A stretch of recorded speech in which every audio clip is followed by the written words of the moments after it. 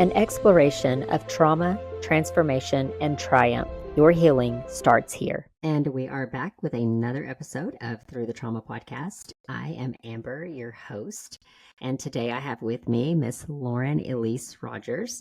She is a certified holistic sexuality educator and embodied intimacy and relationship coach. I'm very excited about this conversation because talking with her about some of the topics, especially when it comes to sexuality and relationships, is just something that we don't talk about a lot.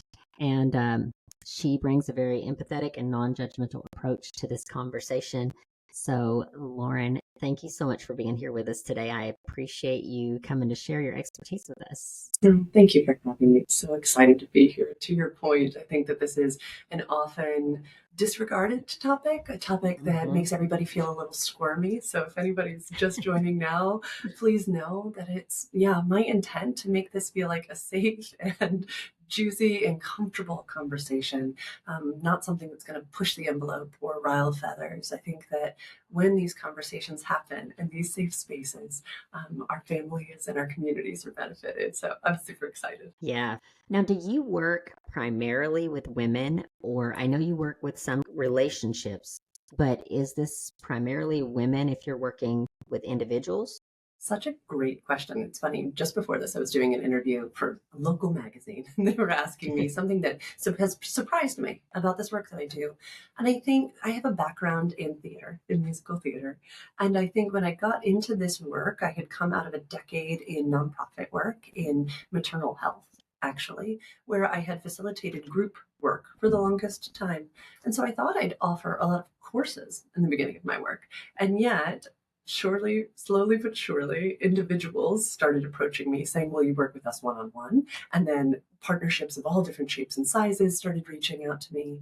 And I would say that in the beginning, it was a lot of women who were reaching out to me. I think we tend to be more communicative and more comfortable in emotional conversations and intimate conversations. But now I would say, are we looking at like 60% women, 40% men? And Wow. those would be the ones inside of couples that I work with as well. But I am so proud of the men that I work with. It is usually after they have had some type of devastating loss. Perhaps their marriage has fallen apart, a marriage that they thought was doing well, and that they were surprised to find out that they were way off.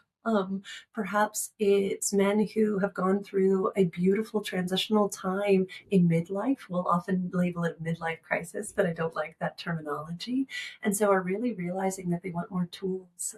It's some men who are coming into fatherhood who really want to raise their children in a different way than they were, shamed for sexual desires and sexual expression and wanting to understand themselves better. But yes, a lot of women. But a lot of partners and couples as well. And then more and more men, which just so proud of every single one of my clients. Great question, though. Yeah. Yeah. And I get a lot of people here on this podcast that have dealt with childhood trauma or childhood abuse or sexual abuse. Do you see a lot of those people coming to see you, or is it kind of across the board? What is the statistic currently that 1 in 4 of us has experienced some form of sexual assault? And I think that statistic is only based upon those who have reported it. And so that's not considering the uncle that you were forced to sit on his lap at Christmas time who made you uncomfy, or the grandpa who would pat your bottom when you walk by, or the way in which in your fraternity you would watch your frat brothers talk to other women and you felt uncomfortable about it. And so I think that we, in this culture, we like to talk about sometimes big T trauma and little T trauma. I think that it's interesting how so many of my clients come to me, maybe not knowing the root of their sexual obstacle. And yet in my work, and we can talk about my processes because they're really sweet and some folks can take home some of the things that I do with clients on a day-to-day basis. But we work to identify the fact that we're not broken. Most often the obstacle, the sexual obstacle, the communication obstacle, the emotional obstacle that we're seeking to overcome has its roots in some form of the sex negative experience that we had as a younger person. So, yes, I do work with a lot of survivors of different forms of big T trauma. And yet, those are the folks who've usually done intensive therapy or EMDR for years and years, and now feel that they're ready to take this to a deeper level. Now they're ready to flourish and thrive in their sexual expression as Mhm. well. So what I'm hearing you say is like a lot of times if someone has dealt with a big T trauma like that, they've gone through the healing process, but now they kind of come to you to learn the thriving process, like Yes. how to I like to thrive. say that therapy looks backwards, education and coaching like mine looks forwards. And Gotcha. so my clients find me exactly after they have been on this healing journey and are finding themselves coming to a roadblock that their incredible therapist is perhaps not equipped for. So, many might not be familiar that marriage and family therapists, licensed professional counselors, licensed clinical social workers usually receive one class, singular, in sexuality and relationship, one class. And so the breadth of their understanding and knowledge of typical sexual obstacles that we're all seeking to overcome Mhm. is very small. And so they will sometimes reach out to me when they find themselves ready to learn some tools and really educate themselves to make informed decisions about what they're seeking to experience in the rest of their lives. Mhm. So, can you give some examples of maybe the things that people like the hangups that they may have? Is it more communication, or what do you see when someone comes to you and they're like, "I'm struggling in XYZ?" Yeah. I like to give a few different ones. So, Mhm. something I see on the regular is a wife, a woman, coming to me feeling that she is sexually broken, that she has been inside of a marriage for a very long time and feels that there is something wrong with her Mhm. because she no longer desires sex. If you are out there and you are listening to this podcast today, I want you to know that you're not broken.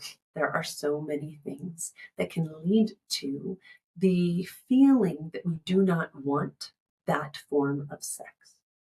And I love this client because we get to go back and look at her entire history and look at the beliefs that she formed in a younger season of life that now lead her to believe that sex must look a certain way.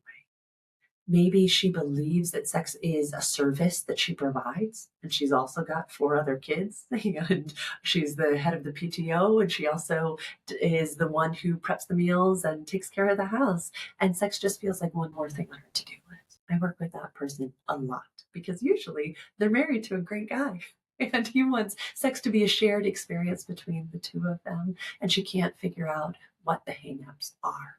And so we work to find the sex that she wants. We work to find again what does bring pleasure to her body and be able to center her her wants, her choices, her desires, her needs, and then work on, yes, you had it on it earlier, communication skills.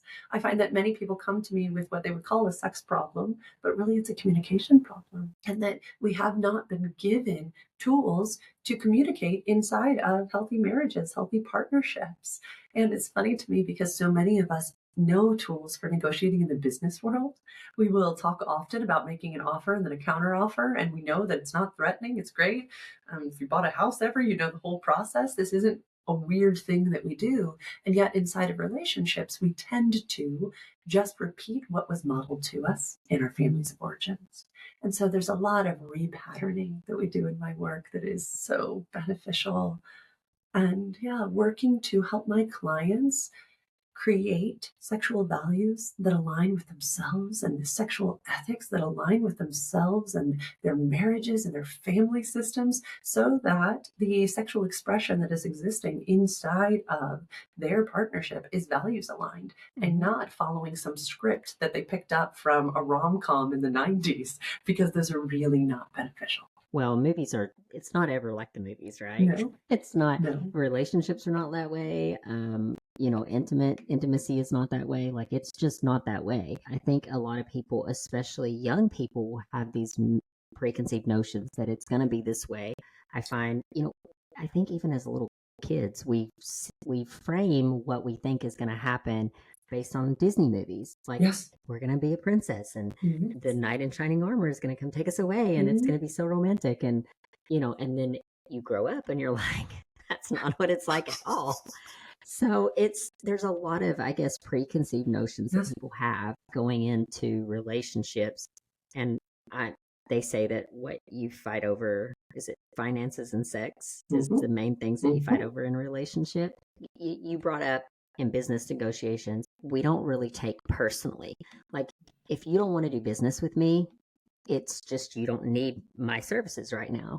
Versus if you have a problem, especially if it's something surrounding intimacy, it's like now it's a personal thing. Do you find that people feel personally attacked or personally offended? Which to me, it's a domino effect, right? So if someone gets personally offended, now the other person's like, well, I can't share with you because you're constantly getting personally offended. And then there's like this butting of heads. So earlier I shared the typical woman who comes into my work. The typical man who comes into my work has experienced intense rejection inside of his partnership because of cultural scripts, because of the ways that we raise many boys inside this country, which is not with a lot of emotional intelligence, not with a lot of touch and affection. We have so conditioned men to believe that their sole source of emotional and physical affection is to come from their future wife. And so we have a lot of burden that we place upon this woman, this one woman. And so, yes, her no, her kind no to the offer, if we were to talk the negotiation again, can often feel in his body like intense, intense rejection.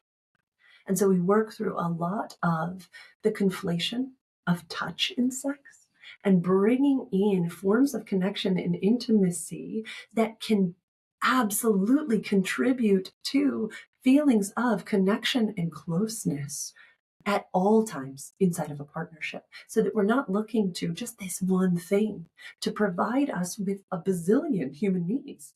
I love to tell my male clients that I want you to want. Actually, you wanting sex is great. What I want is for her to want sex just as much. And we have a culture that simultaneously has not equipped young boys to have freedom and safety to express their emotions. What's the saying? Boys don't cry, right? We have so many sayings for what boys should not do, and so many ways in which they are not to hug their buddies or hold hands with their buddies. I was out with one of my best friends in the world last night. She and I go out every week. And I always laugh because she and I are touching each other's legs. We're crying, we're hugging. There is so much affection between our healthy female friendship. I ask my husband often, do you touch and hug and cry and hold hands with your partners, with your friends, your male friends when you go out? No. They might give like a hey bro hug at the beginning and a hey bro hug at the end. Our men are starved for touch, starved. And yet, so often, women inside of long term partnerships can feel like if they give some touch, he is going to view it as an invitation to sex later. And so we have so conflated these two things that what happens? These two loving humans just push each other further and further away because she doesn't want to, quote, lead him on. Think of how many terms we have in our lexicon, in our phraseology. Oh, she blue balled him. She led him on. She's such a tease. We have endless terms to label the woman who leads the man to think he's going to get something and then takes it away. And that, my friends, is not consensual. It's not. And I want to help couples, and I get to do this all day long, reintroduce healthy forms of touch inside of their partnership. Touch that flows, connection that's just ooey and gooey and all around, that never means something else. It just means this. This hug means this. This little makeout in the kitchen corner means this. And it's good for all of us. And so when I talk about negotiation, right, there are so many forms of touch, and we're just skipping right to sexual touch most of the time. There's sensual touch, there's playful touch, there's affectionate touch, there's just silly, playful, like silliness. And guess what? It's so funny. I always say that sex is not everything. It's just a part of everything. Like, it's really not a big deal. If a couple is having enough intimacy and touch and sex, it's not even a big deal. You don't need to see me. Great. I'm so happy. And yet, the healthiest of partnerships, just like you said earlier, can be eroded by one or both feeling like their sexual connection is missing, feeling like something is broken. And that breaks my heart, not just for the couple, but for any children that might be around this couple Mhm. too. Because what we find from research is that when children witness their parents being silly and affectionate and kissing and holding hands and flirting, it is good for them. It creates stronger attachments, which then they perform better in school, they have healthier friendships. All of our communities benefit. And so I tell my clients, I'm like, isn't it cool that you could heal the world by having better sex? I mean, it is a beautiful communion. I feel like it's a beautiful thing, that gift that we've been given. But I feel like it's so taken out of context, and like you said, things are so convoluted. There's this this idea we have preconceived notions, Mm-hmm. or unmet expectations, where we think that this is how things should be, but we're looking at it very skewed from our own perspective and not from the perspective of like two people. And you have to have two people, Yes. I mean, I guess you don't have to, Mhm. but to have that connection and that intimacy, that's what it's created to do, is to bring two people together. The culture that we live in is fostering these ideas, the movies that we watch, the things that we are exposed to. And now it's so prevalent in everywhere that we look. It's like in our music and our advertisements and our magazines, and I mean, something totally even unrelated, like buying a house. I mean, Yes. it's like now this is sexualized. It breeds a lot of confusion. But one thing that I think can always be an issue, because I'm coming from the perspective of trauma and having this podcast and talking to a lot of people that have had trauma and that have had some type of trauma, be it small t or large T trauma. And then now this doesn't set the stage or the foundation for any type of connection. You just interrupted the connection, and both people get personally offended. And I think it's almost like a domino effect. What advice could you have for someone that, let's just say that that was an issue, or they start to see that this is an issue and it's like domino effect happening to where it's just continuing to increase? The wedge is getting deeper between the two. First, I would say you're not alone, that I see this all the time. You're exactly right. That we are so often responding to our partners through the lens of our own personal stories. And those stories Mm-hmm. often include big trauma and little traumas. They often include the patterns of communication and conflict resolution that we saw in our parents or didn't see in our parents. And so my clients and I will often work on attachment cycle tracking. We'll often look at the trigger. So this is my way of speaking exactly what you're talking about, the domino effect. I love your wording. We'll look at the trigger, and then we will look at the overwhelming sensation that that trigger leads to in another partner's body. And then we will look at the safety seeking behavior that the partner chooses when they feel those overwhelming sensations.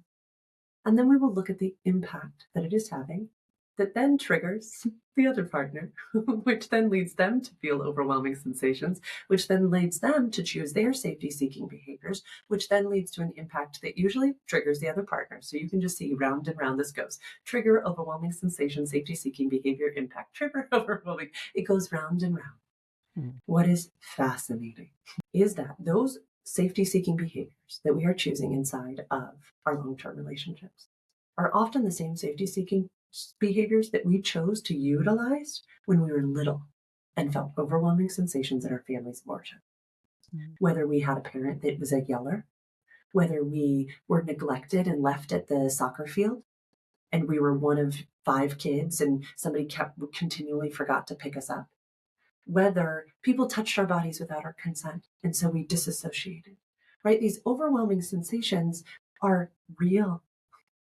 They're real. And the safety seeking behaviors that we chose when we were little people are wise.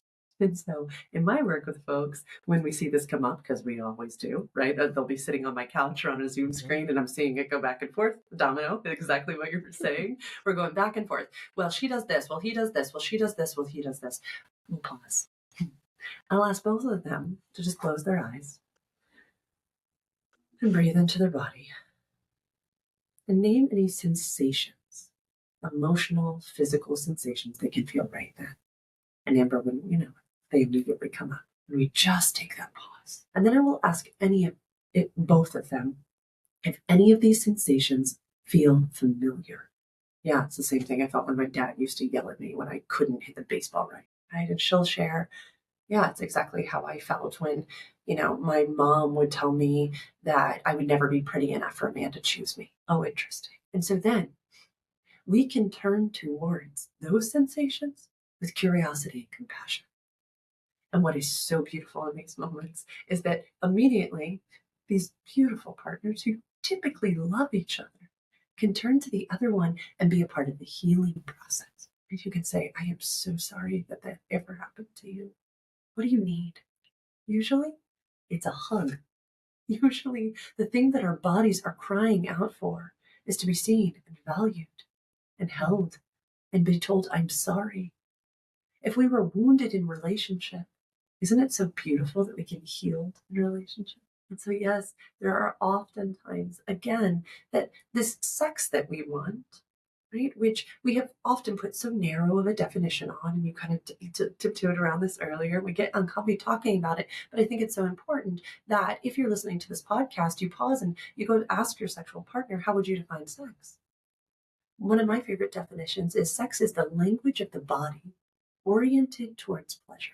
And so if we can have a healthy partnership that isn't domino affecting each other, isn't traumatizing each other and re-triggering old source wounds, then we can get curious and playful. One of my beautiful clients earlier today said, you want to know the best thing?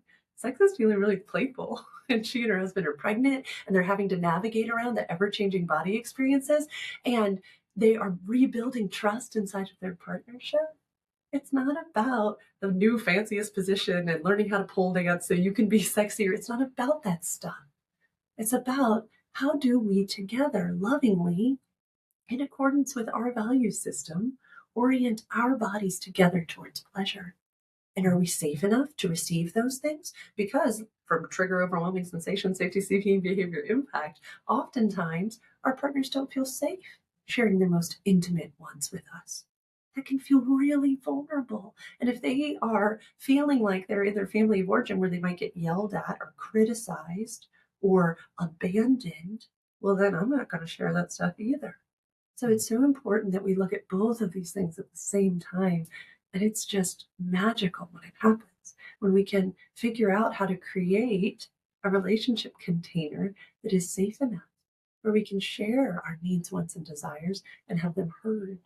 And then we can playfully experiment and curiously absolutely lean into this sacred communion between bodies. And again, I think that sex is not everything, it's just a part of everything. And if we are having beautiful sexual encounters within our loving partnerships, we're great. Like it's not this big, huge thing that we need to be consumed with all the time. But I think in our quest to remain a polite society, we have said so often, shh, it's not polite to talk about that, right? We've come up with all these terms like, your privates and and that's embarrassing and no, don't do that here. And we have so shamed sexuality that it's not safe to talk about it anywhere. Right? I mean, we talk about women as slightly more relational. Sometimes we'll talk with our girlfriends about, a new vibrator we bought or the newest type of thing that we want to try and we're nervous to bring it up. Men, no, they're not. They're not talking about this with their friends. And it breaks my heart. And there's this beautiful position paper written on good sex and religion. And it talks about that until folks who claim a faith bring sex out of the secret spaces, out of the taboo spaces, and into the sanctuaries and into boardrooms and legislative chambers and kitchen tables. It's only then that we're going to stop perpetuating harm inside of sacred spaces, because these things are really important to talk about, and I think they're beautiful. Well, and it's a natural human thing. I mean, it's how we procreate, right? It's how the species We all has do it. continued. Like, this isn't a good thing to be talking about. Yeah. And it's funny to me that I'm a Christian, but I have a very unorthodox way of looking at things because I think that I'm in the South and I think the Bible Belt paints Christianity, again, a lot of preconceived notions of how Mhm. Christianity should be. But realistically, sex is no different than it's different in one sense because it's a different activity, but it's no different that a human need than eating, right? We have to do this to procreate. So it's like, why are we shaming that? And it bothers me sometimes when, especially in the church, how it's shamed. And it should be something that's talked about, even the things that are difficult to talk about, even the things when it's taken maybe out of context, or instead of the church shaming people for it, let's talk about it so that people can move past it. Because one thing I do know from doing this podcast and just dealing with trauma in general, that if we don't release trauma that's happened to us, it does manifest. It stores Yep. itself somewhere in the body, gonna manifest in a trigger, it's gonna manifest in some type of pain or heartache or sickness or whatever. So it's like, why are we shaming people for these Yes. things? And it really bothers me.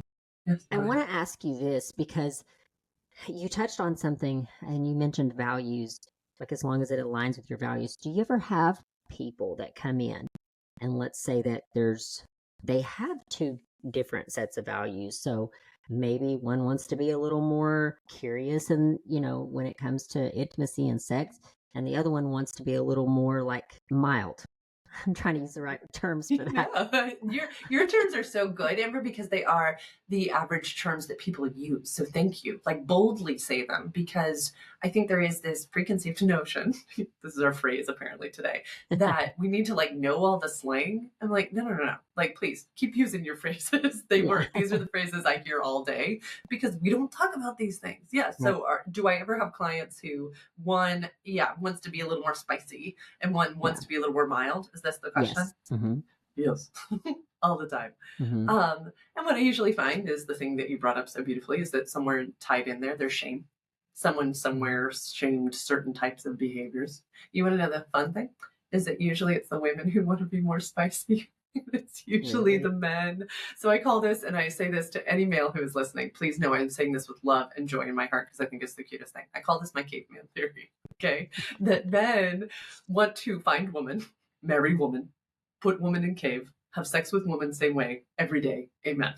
I go out, I hunt, I come back, I have sex with woman. I love woman. Okay. So I want you to imagine that's my caveman theory. Women also find a great partner. They're like, this is amazing. They get put in the cave. It's amazing for a second. And then they're bored out of their minds. They're bored.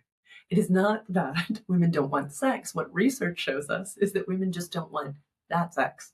Women want adventure and risk, romance, perhaps, eroticism, perhaps, an escape, connection, to feel desired, to feel pleasure, to feel wanted. These are all normal, healthy things that we have somewhere along the way shamed because of what I use the term is embedded theology. So it's not, to your point, the actual Christian principles. It's all of this other stuff that came alongside what we now call a faith structure. And I see it with every form of religion. There is embedded theology. I call it like the sidecar, a motorcycle that has like a little Mm-hmm. sidecar. It's like the thing that's bumping down the road with Mm-hmm. the motorcycle. It doesn't even actually pertain to the faith. Like, it doesn't. And yet, it is usually shaming one person or the other for a sexual desire. So usually we'll do a lot of creative exploring first to get to who they are as people, who they are as shared partners. I have some wonderful exercises on individual and shared partnership values. And I'll have my clients select from like all these different words and whittle them down to 10 and then 5 and then top one sexual value. And then I'll have them sit down and look at each other's top 10, top 5, top 1, and then using each other's and their own top 5s, I ask them to create a list of shared 6 sexual values. And it is so beautiful because then from those, using it as almost a word bank, we create a shared sexual mission statement for this couple. Mm. So that it's not about the actions, right? It's about why.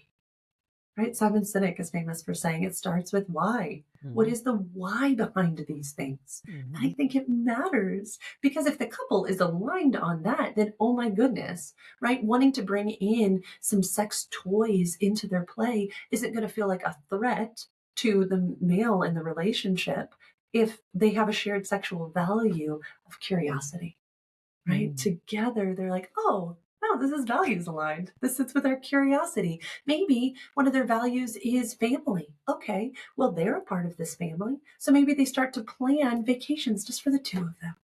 Okay, well, this gives her this idea of an escape, of a little bit of adventure, and it lets him really get to focus in on his wife that is so important to him, right? So there are ways to find the sharedness in this. I won't be untruthful. There are times, and I don't think I anticipated this with this work, that I help folks carefully and consciously uncouple as well. That sometimes we find that there is a difference of value system and people grow and evolve, and there are ways to uncouple so consciously and lovingly that actually reduce harm to everyone. So part of my trauma story, since this is very much pertaining to the work, is that I grew up also inside of a faith system where there was a lot of embedded theology, a lot of silliness, and my parents, God bless them, wanted better for me than they had come out of. They were first generation people of faith, and so chose to ascribe to a lot of what is now known as purity culture. They handed me this book, I Kissed Dating Goodbye. They handed me a courtship anthology that, I'm not lying, was like 4 inches thick. And so I was really raised to believe that my sexuality was inherently dangerous and that men only wanted one thing, and to stay far, far away, and to be a virgin on your wedding night, and that your purity was your worth. And I believed it all. I bought in like every bit. Okay. I was signed, sealed, delivered. I never saw through it. And then the tragically funny part of my story is I got married at 21. I was a virgin on my wedding night. And I'm now divorced, and my ex husband is now happily gay.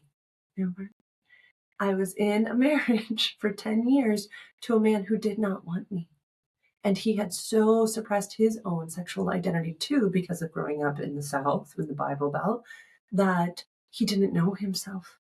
And it was the most painful existence. Talk about a traumatic existence, was waking up every day feeling utterly undesirable. Mm. And if I had had some of these tools to say, no, no, no, no, my sexual wants are not bad. These things that I want are not wrong. But I was raised to believe that if he didn't want me, something was wrong with me, that I was the thing that must be undesirable, that this was a sin issue, not a sexual functioning issue, right? And Mhm. so this work is such a pain to purpose story for me because I want folks to live happy and healthy long lives inside of their partnerships. And yet sometimes there is a true difference there. And if that's there, I love helping my clients consciously uncouple in ways that support themselves and their greater community. It's funny how the mind works, even with trauma, where we try to protect ourselves. Certain things happen to us and we try to protect ourselves.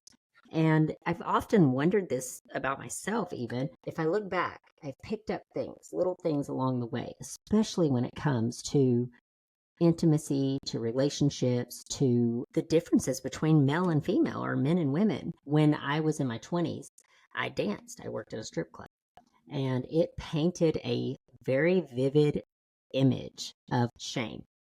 And for years, I dealt with the shame of sexuality. Having worked in that environment and seeing the damage that it done, I feel like it done in my life, but also in the lives of the girls that I worked with. And now I have these views. I want to get completely healed and Mm. broken free from these beliefs that were formed from early on. Just it's recent years that I've been able to really talk about even dancing because there was so much shame around that Yes. in and of itself. And growing up in the Bible Belt and, the shame that surrounded that. So these types of things, these types of beliefs can form wedges in relationships. Yes. Thank you for sharing that. I'm really thankful and honored to hear this piece of your story because our stories are so sacred. So thank you. One of my dear colleagues says that anything can be medicine and anything can be poison. And I feel like you have a taste of that not many people know as deeply. And so thank you for sharing that. And a deep part of my work is helping individuals understand the ways in which sex can be harmful, right? That we can utilize sex in ways that harm others, ways that help us avoid things that we need to be dealing with. Sex can be medicine and sex can be poison. I immediately thought of an exercise that we could do right now for anyone listening that has any piece of their story that they have yet to make sense of.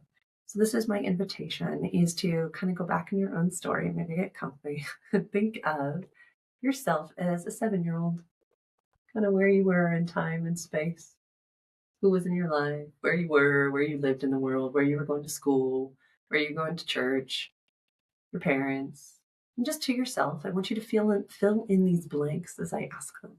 I want you to pretend that you're 7. So these answers need to sound like 7-year-old you.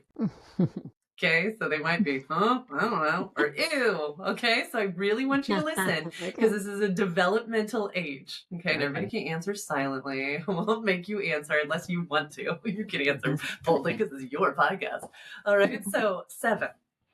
Sex is, fill in the blank. Relationships are, fill in the blank.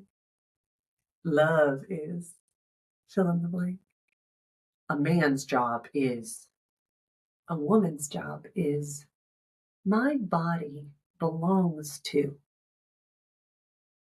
romance is, to stay safe, I need, fill in the blank. Just sit with those. Now, I want you to fast forward to around 14 years old. Think about again, where are you in the world? School, parents, do you have a boyfriend, a girlfriend? Do you have siblings?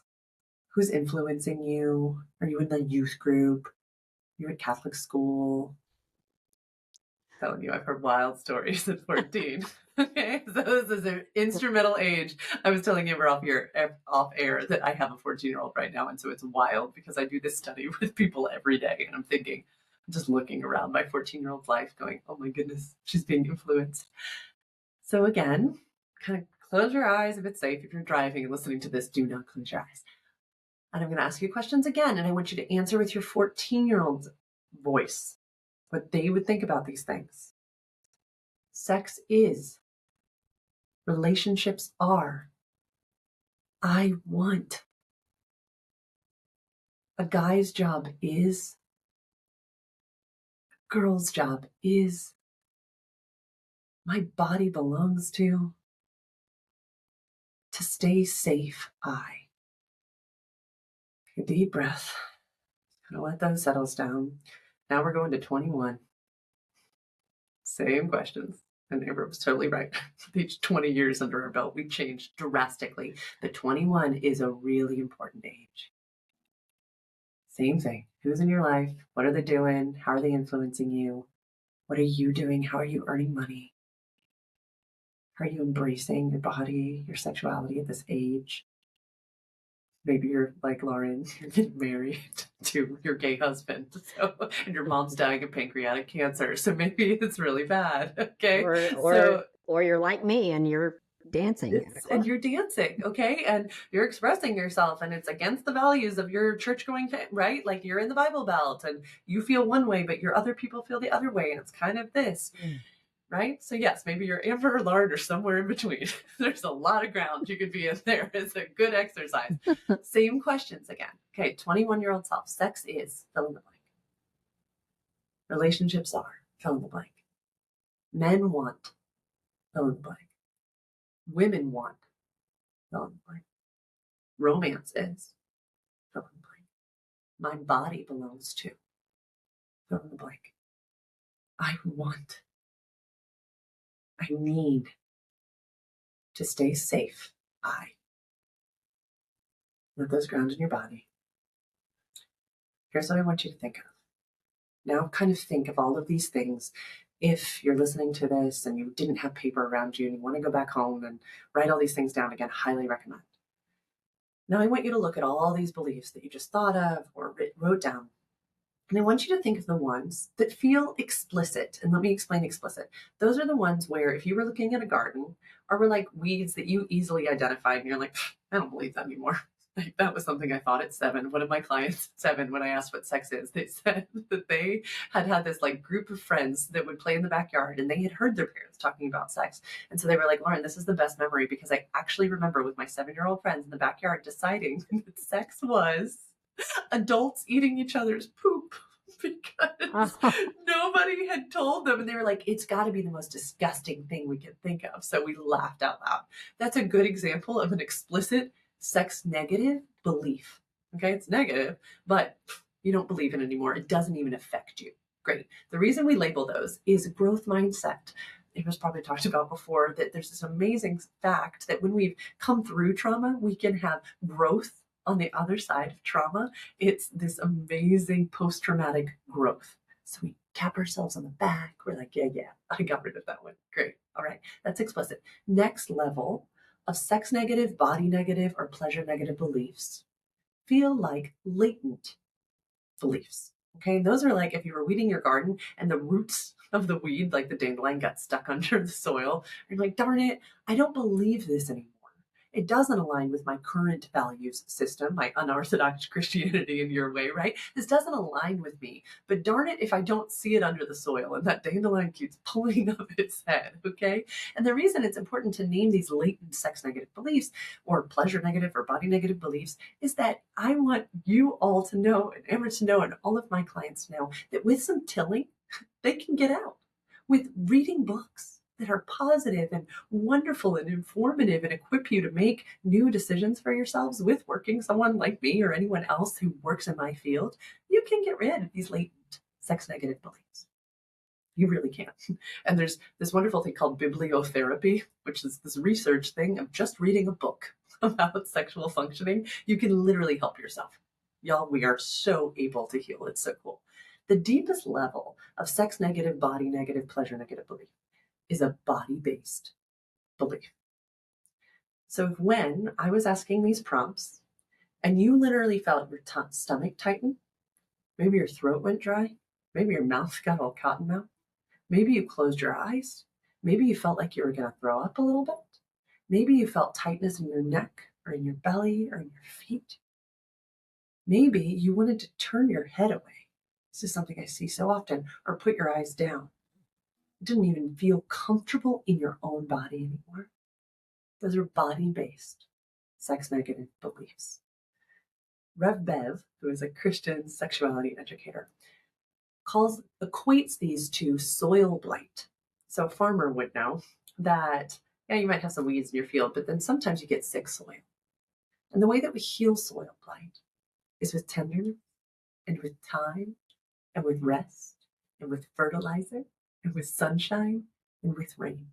And what I tell my clients is these body-based sex negative, pleasure negative beliefs, they can heal, they can, and they deserve time. They deserve working one-on-one with someone to help you heal, to help you spread that manure around, to help you come to new enlightenment, which I equate to the sunshine, right? To give you some fresh new ideas of what values-aligned sexuality could look like for yourself, instead of these preconceived notions or these super tight conservative Christian ideas that maybe you don't align with. Maybe you're still a person of faith and you want to exist inside that system, but the old value that you held no longer aligns with this person you want to be. And if so, they can heal. They just deserve time.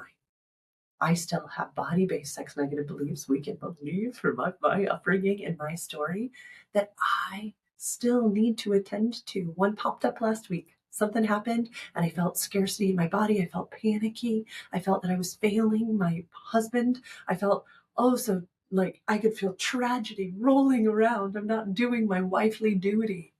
And I had to say, Lauren, is that something that your now husband feels towards you? Or is this an old body-based belief? Because I felt it all through my body, y'all. I felt it in my belly, in my chest. I felt so much of my body So what did I do? I went to all my tools. I went to belly breathing. I went to gentleness. I went to curiosity and compassion, pulled some books off my shelves and reminded myself what I now align with. Had some beautiful conversations with my husband of, do you feel like I'm failing you? And he got to look me in the eyes and go, no. And I got to say, okay, that's related to that first husband of mine and my father and the church in which I was raised in. That's not you. Thank you for clarifying. And restore the communication again so that this thing that Amber was talking about earlier, this domino effect, didn't start because it is up to us. It's so tragic, isn't it, y'all, that our trauma has to be held by us? I know, believe me, as a person who's gone through it, it really sucks. And yet it's our responsibility. And you're not broken. You're not.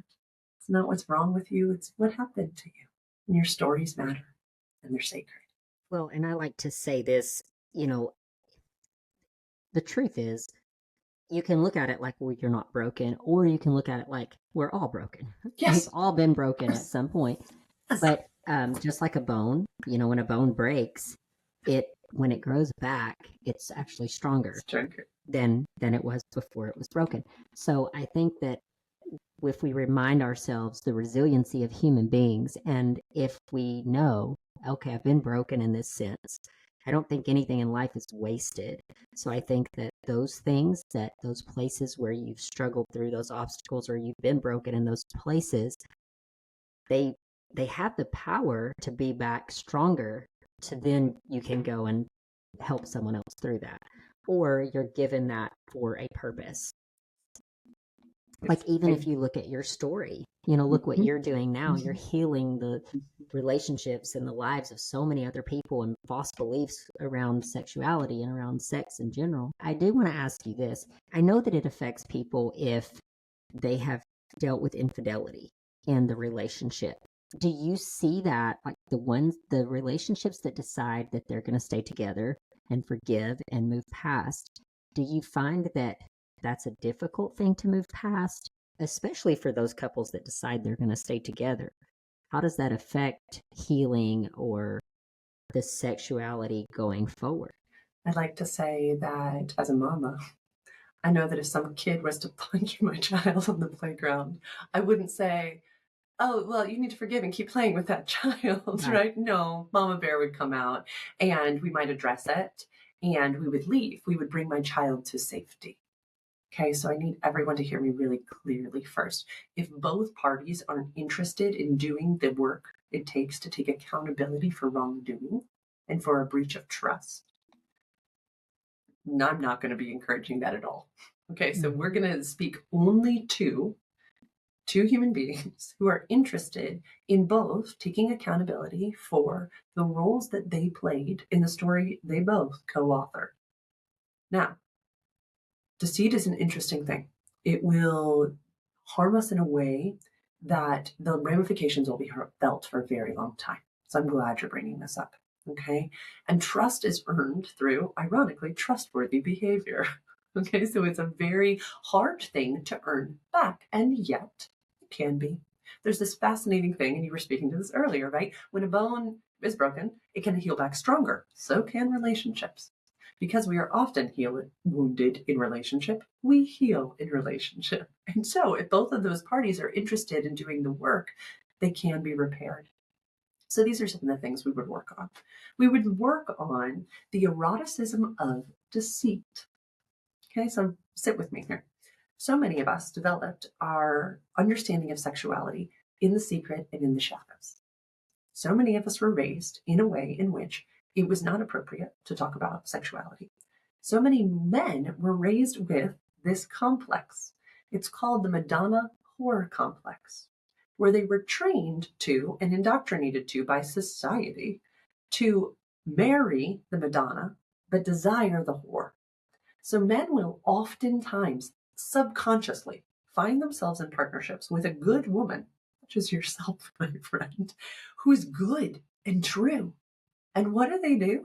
They go off and cheat. And they are as bamboozled as anyone. I have the men who appear in my space and are like, Lauren, I've got to stop this. And I just ruined yet another relationship because I was inside of this healthy partnership. And what did I do? Go and cheat. This is a problem in our society. is that we have so put women's sexuality in these two different boxes. She's either this pure virgin or she's a whore. I'm sorry, that is not an appropriate thing. Women are integrated, healthy sexual human beings, right? Who are all different. We get to be different. We get to have different vanilla or spicy preferences. It doesn't matter. We're all different. We are different, and we will not and should not be put in boxes. This harms both men and women. It is a heartbreak. These men don't know why they keep doing this. So we talk about this way in which their sexuality was split off from themselves. And I see this in women too. I really do. That women will find a good man and then they're like, Lauren, it's so boring. Like, I don't want him. I don't know what to do. And so I'm going off here and having this emotional affair over here with this guy or sleeping with a coworker because I can't stop myself, is what I'll often hear. So we talk about this eroticism of deceit, that for so many of us, our sexuality was built in the shadows. And so the thing that feels sexy to us is deceit. And so we have to come to grips with that first and foremost inside of partnerships. And we have to look at, okay, this is the case. So how can we look at healthy ways to play with that inside of your long-term partnership? Okay. Do we want to find a little sneaky getaway for you two to start to rebuild a sexy context for you that does titillate the erotic imagination of one of these people, but is between you two? Do we want to incorporate reading a romance novel and the way in which these characters can be naughty and yet your healthy long-term partnership can be sustained and encouraged? Yes. So that's some work we can do in the erotic front, and that's really precious and important. And yet also we have emotional and relational repair that's needing to happen. And that would have to, again, be both parties willing to take accountability. And the reason I say both is that I'm sure you've seen this in your trauma work, right? There is this narrative that so many of us hold from childhood, 14, 21, wherein we attract certain individuals to us, which is fascinating subconsciously. It is wild. I did it, guys. So I was so trained to be attracted to men who didn't want me because I had been told that the men who did want me were dangerous. So what did I do? Marry a gay man. It happens. And then in the relationships that I found myself in post-divorce, what was I doing? The exact same thing. That's mine to take accountability for. That is my understanding of myself, that I had so really, truly eroticized ambivalence. I had eroticized that it was mine to work really hard to get a man to notice me, that it wasn't one who truly just liked me, that was a good one to be around. Each of us have that work to do, because if the offended party can't understand their role in this, then they're going to keep creating a self-fulfilling prophecy here too. And we need them to take accountability for holding the other one to account, right? Like me, I can't accept ambivalence in my relationship, even if it is something that I know about myself. I have to be careful that I don't create that in my relationships because it's such a core piece of my story. So important that both parties understand the role they had in the story that played out. And then we can start to build a new container. So what I say to couples is, even if they decide to stay together, the old marriage is done. We're exploding it. Sometimes we'll do a somatic thing, which I'll have them bring like a vase and we literally hammer it in my backyard. We explode it, because to your point, if we're going to choose this partnership, we're choosing a whole new one. We are building it together, piece by piece, new, because the old one didn't work. It is broken, and that's fine. But we're going to rebuild a new one that is built upon consent and communication and choice and agency and respect and honesty and communication. And it's going to be beautiful, but it's going to be slow and gentle. And at all times, both partners must be choosing, because at any time they could also choose to leave. Just like we were saying with Mama Bear, if somebody punched our kid on the playground, you can leave. If your body says just no, you are not a safe person, it's okay to. It's okay to. But it can be done with thoughtful approaches from both people, and without this idea that we're going to forever shame the one who cheated. Because I've also seen that. I have seen couples come to me after years and years of trying to repair, and the one who was not faithful to the partnership feels like it's constantly being hung over their head. And that's no way to live either, because to constantly have your fence thrown back in your face is going to keep that person from healing as well. And so in that case, that's been one of the instances where I've helped individuals uncouple and say, you know what? You both deserve a fresh start. And that's okay. That's loving and wonderful. And you'll both have wonderful lives after. And I'm here to say it's true. They are each other's best friends now and greatest supporters. That was a long answer, but did that help a little bit? That was very helpful. I think we've touched on so many areas here that I know relationships can get so complicated, but I think that this is going to be helpful to a lot of my listeners because it is something that we haven't really broached on this. This is a topic that we just haven't touched here on the podcast. So I think that it's very valuable. It needs to be spoken about more. We need to learn how to overcome that shame that we've picked up along the way. I'm of the belief that people can truly get holistically back healthy. That be mentally, physically, emotionally, all of the things, right? Thus, you are very wise in this area. And before we close up here, I do want you to tell my audience how they can get in contact with you if someone was struggling in these things, especially in a marriage, because I can attest to this. If you are in a marriage and you have a partner that wants to work on things, I think try to work that out, because I can tell you from 6.5 years of being single, it's a jungle out here. It's so crazy. It's a crazy world. No, divorce is not the easy way out, guys. It is not better out there. No, it's not. No, it's not. So again, I'm with you. If you have someone that doesn't want to work, they're cheating on you, they're abusive to you or whatever, then by all means, yes. And some things are beyond repair. I've seen that as well. But if it is repairable and you can repair it, try to repair it. But so if you're in those shoes, then you need to reach out to Lauren if you're having any of these issues.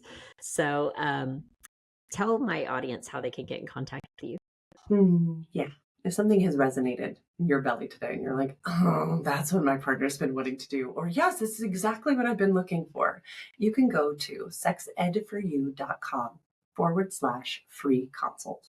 I would love to offer each of you 15 minutes to just sit with me and explain the challenges that you're really running into. And I will listen. And then I will share with you whether or not I think I'd be a great fit for you, because I'm not everybody's cup of tea, and that's totally okay. And how I work with my clients. You can ask every question in the world about my methods and modalities. I'm an open book. I'm not out here trying to, spread some proselytizing of the sex. Nope. I am here to provide you with education and information and resources so that you can build sexual values that align with you and have the sex that feels most good in your body. It is my most precious work, and I would love to get to know you a little better and see if I have what you may be looking for. Mm-hmm. And are you on social as well, social media? Yes, I am on Instagram, and you can find me by going to sex_ed_for_you. And because Instagram is Instagram, it likes to shadow ban me from time to time. So you're going to need to type that whole thing in. So again, it's sex_ed_for_you. And yeah, it's a great place to get to know me better and to see what I stand upon and different thoughts that I have. I also have a podcast with my partner called the Partnership Podcast, because my now husband and I found that there weren't many great models of partnership that we really could look up to. And just like Amber was saying, we do not have it figured all out. And yet we try to have some really transparent conversations, because I think what we've been sold in the movies, in the Disney movies, is not the best thing. And so we try to be really transparent and have conversations about sex and initiating sex and intimacy and hard talks and money and stressful things. And it's a lot of fun. And I'd welcome you over there at the Partnership Podcast. Awesome. So we will also put all of that in the show notes as well. So if you're looking for Lauren, you will be able to find her. Check with the show notes if you didn't catch that in the audio. So I want to ask you one final question. If you had one thing that you could leave my audience with that's super impactful, what would that be? That we are wounded in relationship and we heal in relationship. And while sex is not everything, it's just a part of everything. And you are an inherently perfect sexual being, and you deserve to enjoy pleasure as your birthright. I love it. That is awesome. Well, thank you so much, Lauren. This conversation has been amazing, and I think people are going to take a lot from it. So thank you for just spending your time here with us today, talking with us and sharing all of your expertise. Thank you so much for having me. What a joy. Hey there, friend. Thank you from the bottom of my heart for spending this time here with us on Through the Trauma podcast. Your presence means more than you know. If this episode has spoke to you or gave you hope or made you feel just a little bit less alone, then I would love it if you would take a second, subscribe, leave a review, and share it with someone who truly needs to hear it. Every share, every comment, every listen, it all helps our message get out and reach those who truly need it the most. Healing happens inside of a community, and together we are breaking the silence and creating space for transformation. Thank you so much for being a part of this journey. Until next time, be gentle with yourself. You are not alone.